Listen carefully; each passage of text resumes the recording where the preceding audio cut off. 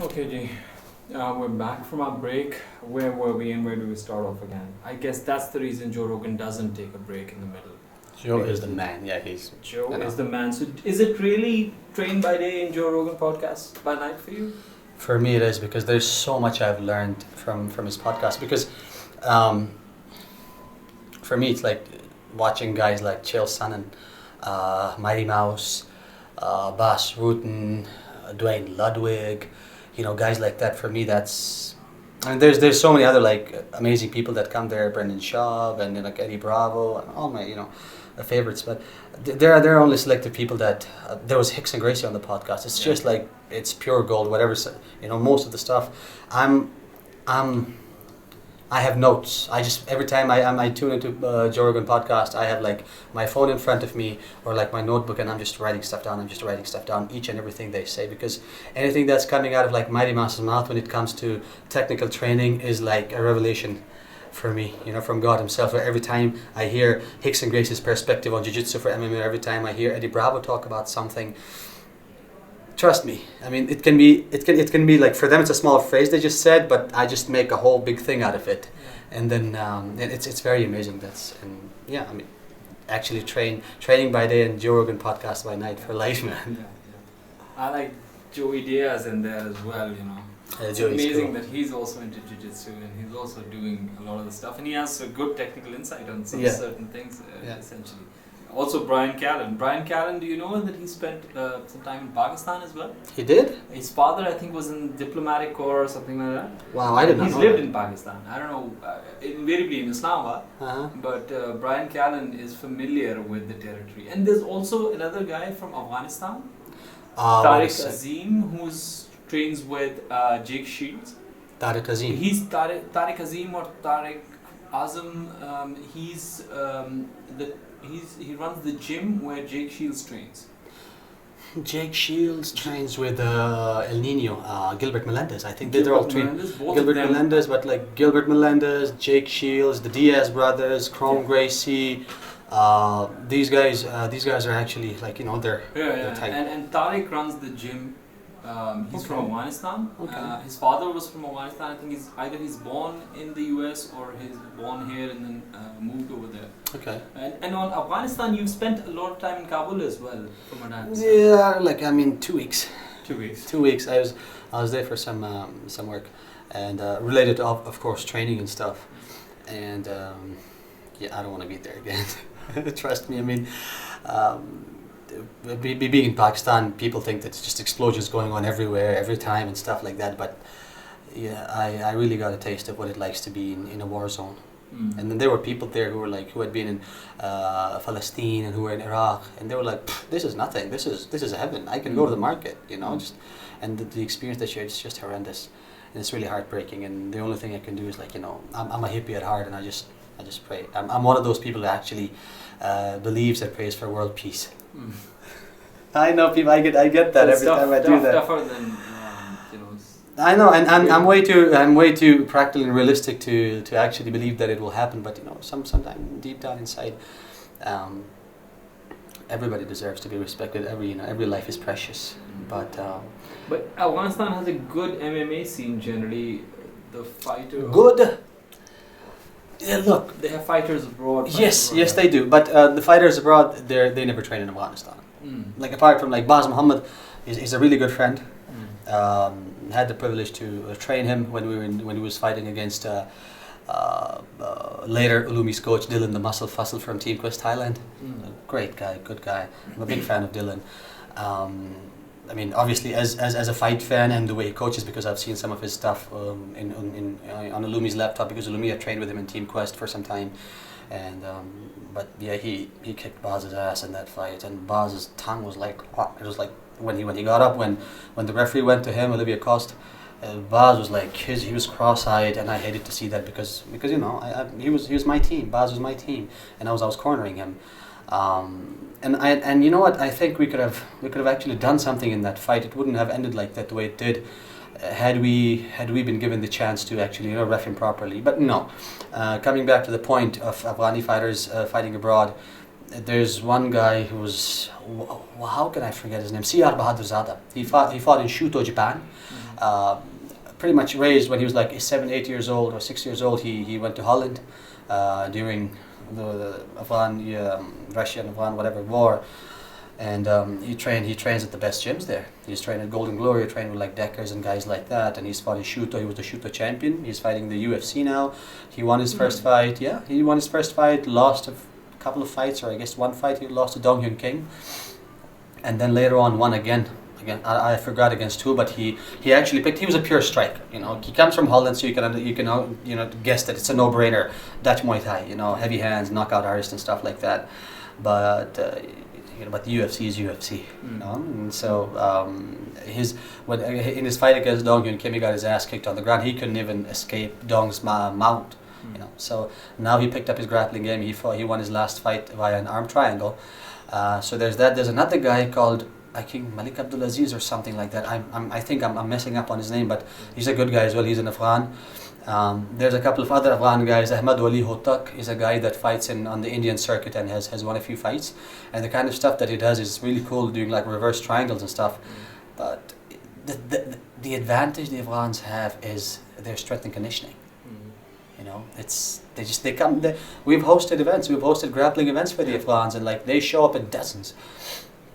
They fought in like many of our events as well, and my personal experience with them is it's just fucking horrible. You know, it's horrible. You know, we're neighbors, but despite that, the language barrier is huge. You know, we try to talk to them as long as like we have someone who can speak Farsi or Dari with them. It's good. Otherwise, trying to converse with them in English or in Urdu is you know, it's crazy. They're not clear on the rules, and then technically they're way behind us. But the reason they come and kick our asses, well, not anymore, but you know, they used to in the beginning, or they still like come like dominate a few fights, is because the guys are crazy disciplined. Like I was talking to some of these guys the last time at one of our events. Actually, this was like 3 years ago. 3 years ago, we had Pakistan Grappling Challenge organized by Majid Gilani. He's a purple belt. I was mentioning him earlier. It was obviously me and Sultan were helping him out. So it was us, and it was like Pakistan's first ever grappling proper official match, grappling tournament with, it was no gi, and it had medals and belts and stuff and cash prizes and everything. It was the first time, and the turnout was amazing. It's like over 150 participants, around 30 or 40 from Afghanistan and the rest from all corners of the country, and it was actually really good. And I mean, yeah, I was talking to some of the guys there, and then when I asked about their training regimen, they were talking about 600 squats or 500 squats, and like, you know, the Hindu squats type of thing every day, 400 push-ups, Hindu push-ups, you know, the dive bomber push-ups, those, they don't do the normal ones every day. These are the grapplers, and the technical level was shit. There's only one guy, Abdul Sami Wali, he was like triangling and armbarring guys, but he was so super athletic and so strong that he was just like actually grabbing guys with wrist control, pulling them into his guard and just like, you know, slapping on a triangle choke, and there's nothing the guys could do because our guys had like tits and like a belly and then like skinny arms, and they, you know, they look like, I don't know, they're just like a regular dude. And that reminds me of the first interview that I saw of you. It was outside of some tournament in Dubai where Pakistani fighters had gone against a set of Indian fighters, I believe, you talked about lack of conditioning or training. It was actually, I was on my way home. It was in I was actually in F10, and I saw the fights, and then the fights happened like a couple of days ago, and everybody was telling me, oh, it was shit and this and that, and when I heard the results, I didn't even want to watch it. And I just didn't even want to watch it because they said all of them got knocked out in the first round, and I was like, holy shit. And then we had one win, and it was because of a disqualification. And when they played the slow-mo, the guy wasn't kicked in the head. It was not an illegal move, and our boy just like actually acted.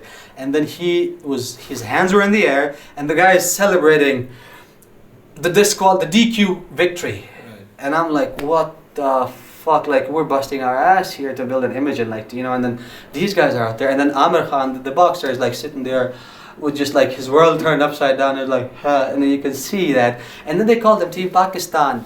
They were not Team Pakistan. They were Team VCL, which is this gym they claim to train in MMA in Lahore. They were Team Triple S. You know, Triple S is Sheikh Sultan Shahid. This guy, he's Don King, but calling him Don King would be like giving him a lot of respect. Right. Like a Desi version of like, you know, street version of Don King or something like that. He's a organizer or a promoter. Organizer, my ass. I have no shame in saying he's a fucking asshole. Oh, okay. You know, he's a sham, he's a scam artist, and that's what he is, you know. But anyway, he tries. That's just my professional, you know, take on him. Nothing personal against him. But I love this sport. I've given this sport my blood and sweat and my entire life, you know. I've trained on Valentine's Day. I've had rifts in my relationships, not just like on like a romantic level or anything like with a girl or something, but with my actual family, with my friends, because I've given time and I've given my energy and everything and my entire thought to this sport. And then along comes this dude and he's just not fucking up and shitting all over our efforts. That's unacceptable for me, you know. But anyway, so I saw that fight and it was horrible. And then what I saw was there was only one dude. I'm just going to go back into some extra detail because, you know, I was a part of the whole thing, not literally, but we tried to be a part of the whole thing. You know, they kept us away from it for as long as they could, and we were in Lahore for Pakistan Grappling Challenge 2, PGC2, again organized by Majid Gilani and us. And the event again was a success. It was good.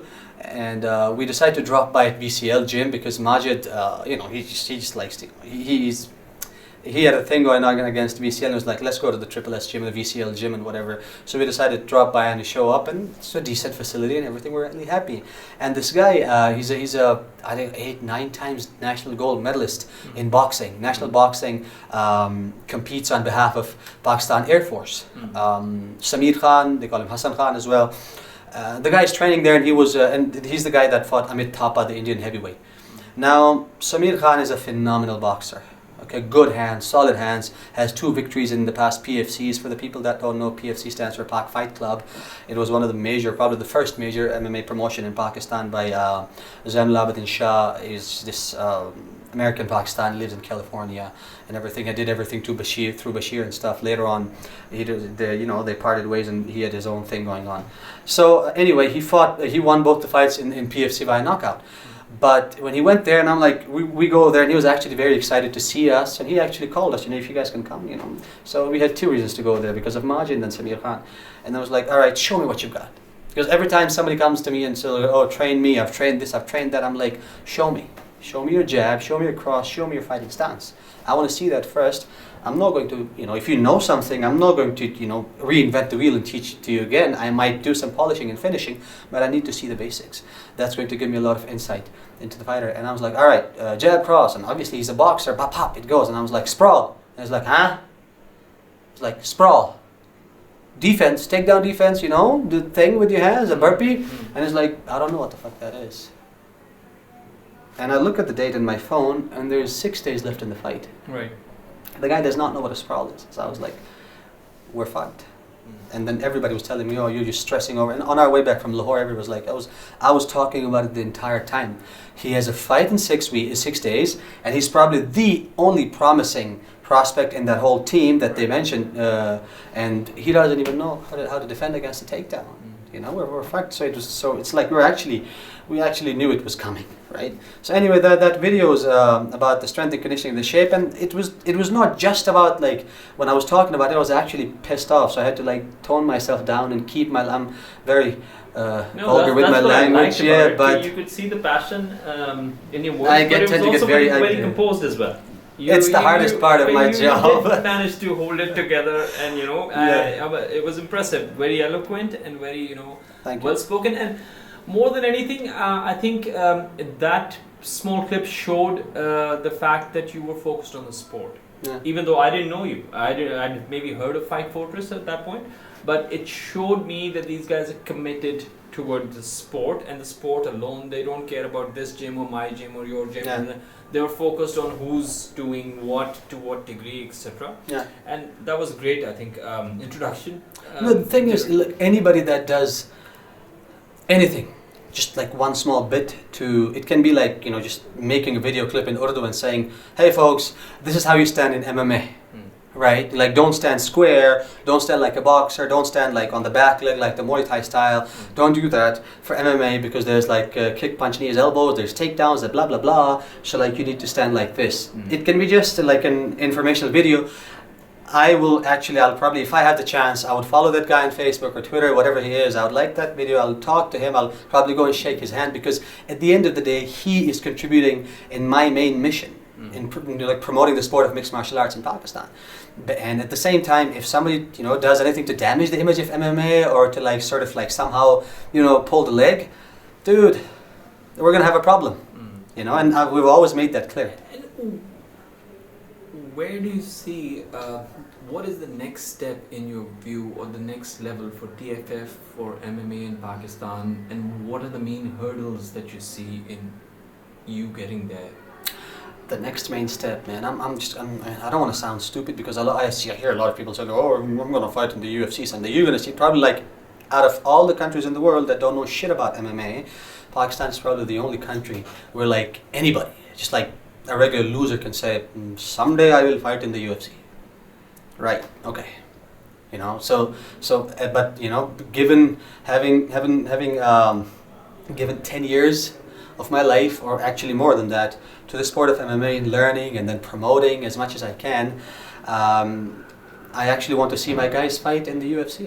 That would be like, I actually dream about it with my eyes open.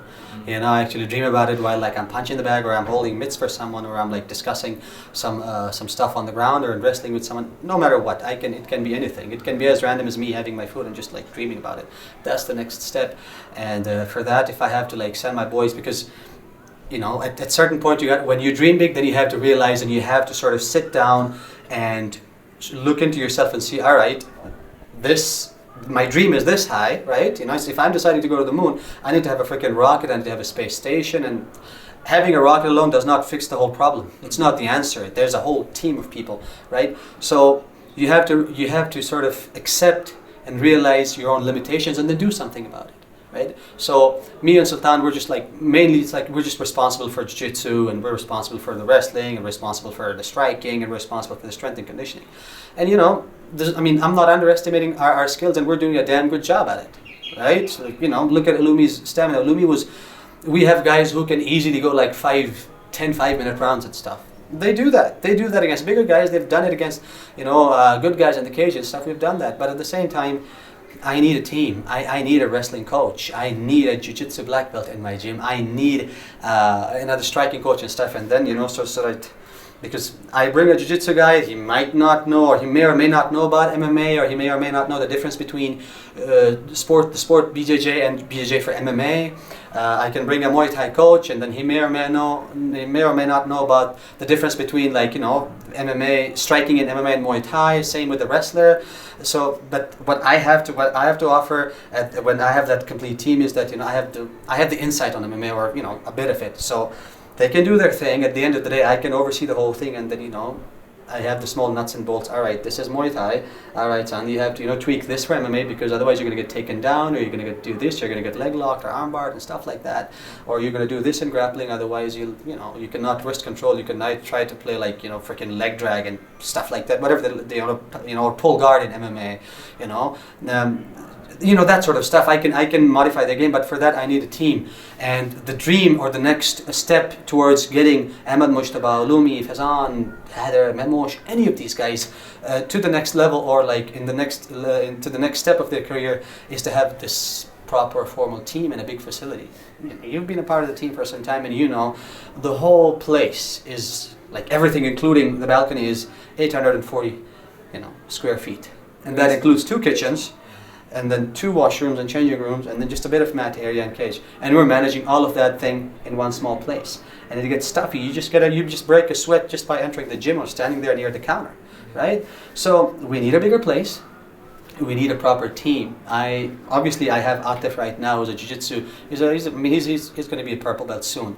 But for right now, we've managed to get our guys to win gold and silver in Pakistan national level grappling championships against guys who've had proper jiu-jitsu coaches from Lahore or Karachi or whatever, even from Afghanistan, good wrestlers. And I'm not even a white belt. I don't like to be graded by belts, and Professor Carlos Almeida, he's a 4th degree black belt, and he came and he gave me my 3rd tab on my white belt. I've never worn a gi in my life. I've always been a no gi guy. I love wrestling and all that sort of stuff. So main focus has been MMA. So hey, I didn't even have a belt, not that I cared about it, and then my guys were winning gold and silver, at least on the national level, but that was fine, you know. But now I need a proper team, and for that I need a bigger place, and then for that I need an investment. So like the next thing is to open up a bigger place, and which actually we're currently working on as we speak of. It's going to be probably the biggest facility at least in South Asia, Southeast Asia. Yeah, like 7,000 square feet of MMA with a big cage and like separate mats for grappling and for striking and blah blah blah, and all sorts of like MMA, specifically MMA related equipment that at least people in Pakistan haven't seen or heard of, and then a pool, and then a full-fledged strength and conditioning gym, and then steam sauna, jacuzzi, So the whole thing, we're working on that. That's the next step, because when I have that kind of facility, because that's what we lack in. That's what we lack in. That's what Pakistan lacks in pretty much every sport, right? Look at the results of the like early 1980s or something, gold medals. Somebody was telling me that we had. I don't know if it's right or wrong, So I'll have to recheck the facts. But out of 8 categories, we had 7 gold medals at one point in an Olympic in wrestling, and the 8th one was a silver. From that. Or from like Jahangir Khan and all these guys, Shahid Khan, these legends in squash and these legends in hockey, to what we are right now. The reason was our facilities back then, the level of knowledge related to those sports back then was like, on the level of as compared to the rest of the world. Yeah. But the rest of the world started moving on, and we just stayed there. Or we actually forgot what we even had, right? And it's a miracle that our guys and our girls go and they perform well and they win medals and stuff, right? And on that, you've managed to reach the WSOF. Yeah. 2 belts at WSOF. And WSF GC to be the global championship. That's a different thing of it. Yeah. Okay. And the Mujtaba is fighting in a different league now. Ahmed Mujtaba just signed with. This is basically where we signed a contract with One Fighting Championship. It's Asia's biggest MMA promotion. Yeah, it's Asia's biggest MMA promotion, and they have a bright future. It's actually pretty good, and we're somewhat in favor of the rule sets they have. They have these soccer kicks and knees to the head and stuff like that, allowed on the ground, that UFC or the unified rules of MMA does not allow. Right, that sort of limits your game. It's like limiting your game and stuff. So, which is a big thing for us. Obviously, before us, Bashir was the first Pakistani to sign with them, and then they signed Waqar Omar. But now, and then we're looking to make a difference here this time. And the training camp right now is totally geared around Mujtaba. Obviously, we've got this is the next 2-3 months are going to be really busy months for us, because we've got guys fighting in UGB, we've got guys fighting in some other leagues in UAE and stuff. So we've got 5 or 6 guys lined up to fight. So it's after a good while we're starting a good camp. And how does the thing work? Do the fighters finance their own? Yes. Air tickets and hotel stays and everything. Look, now with ONE FC, that's a major league. That's legit. Okay, with WSF GC, WSF is like World Series of Fighting, and WSF GC, the WSF Global Championship, is like their Asian section or whatever you want to call it. Yeah, but it's not the same thing. It's not the same thing. It's not the same WSF that is actually in the States. So I mean, these promotions, they pay for a corner, man. They pay for your stay. They pay for your airfare, your return tickets and stuff. Not the rest, and it's actually, I mean, at a certain point we used to think training was tough, until our guys started fighting abroad. It's not easy. It's not like when me and Lumi, we got lucky with our parents. Not really lucky. We had to actually fight a war with them, especially after they invested so much in us, in our education and everything, and I go to MPhil and I'm doing social science, and all of a sudden there's a paradigm shift from writing proposals and doing data collection to, or talking in this specific NGO jargons to jab cross hook and a double leg or sprawl or leg lock and stuff like that, and they were like, what the hell is going on? So and the entire family boycotted with us. So initially we thought that was the hard part, until we had to run after people for would you please sponsor us? Even every single rupee counted. Nobody helped. you know, we were not surprised. So at the end, then it totally depends. If our guy can afford it, you know, if his parents have enough, and if they're like, you know, if they're financially sound, we try that. But obviously, it's not that easy because there's nothing in for them. There's nothing in it. It's not like fighting one match in an unknown promotion somewhere in the world would, like, you know, would actually like. So it's an interesting question, but Ulumi has no sponsorships as of now, and Ulumi and Mustafa both, or close to no sponsorships. Close to no sponsorships, because when they were sponsored by Under Armour, this is a clothing company in Philippines, and they were actually offered a citizenship by the Philippine government. Right. Yes. But they were denied it. I was like, yeah, that's not gonna happen because we still, you know, they're still their growing phase and everything. But yeah, and it was very surprising. And after Ulumi thanks and Mustafa thanks his sponsors on live TV in front of, like, you know, millions of people, then they start getting Facebook messages, and they start getting calls and texts that, oh, I have this manufacturing or sports MMA gear making factory in Gujranwala or in Sialkot, and I make keys and I make this for that company and that gym and that, so we're ready to sponsor, and how can we sponsor you? You know, finally they started realizing when they saw, you know, their own local boys performing on global stage, but no, they really don't have any like such sponsors. They manage. Ulumi has a sponsor, who King Sting. It's a supplement store. He basically, that guy's sponsors Ulumi's nutrition stuff, his multivitamins, basic things, you know, and BCAAs, his proteins and everything, which is actually, you know, which is commendable. You know, it's not a lot, but it's actually good. So yes, Ulumi has a sponsor when it comes to nutrition. I've seen this in another sport. I mean, you're familiar with my rally racing background. What is it about Pakistan? It's not that people who run large companies with lots of excess cash. What is it that prevents people like Ulumi, I mean, like, he's on the world stage and representing Pakistan, to get sponsorships locally? What do you think is, because I haven't been able to figure it out at the end of the day. Maybe it's, and in the case of rally racers, it's partly their own shortcoming in terms of promoting themselves. Yeah. In case of Ulumi and Mustafa, it's not really that you guys are not doing the job in terms of Instagram, Facebook. We're banged on every door, and that's just what, like, the people see. What they don't see is how many times do we have to, like, go to these people that, you know, I have no shame in saying that, like, I would not even bother talking to them. You know, I would not even bother talking to them, or like sitting with them on the same table and going and talking to people like that, and then listening to their bullshit just to hear a no at the end of the day. Yeah.